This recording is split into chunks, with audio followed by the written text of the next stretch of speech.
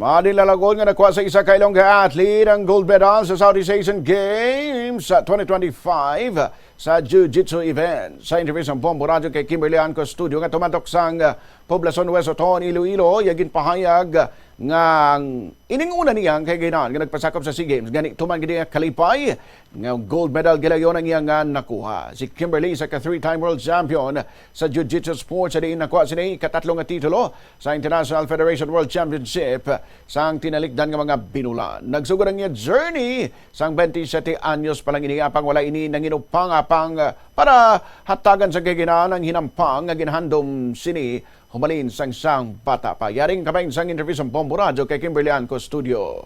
Amo ni siya nga ako nga first year.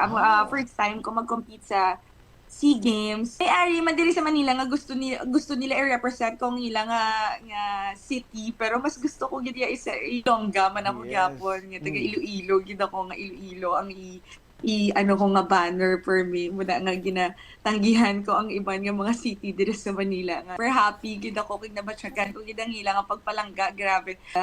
Proud gid sila sa akon, grabe nga mga messages na mudamo. So happy gid ako and thank you so much for supporting and sa mga prayers niyo sa akin.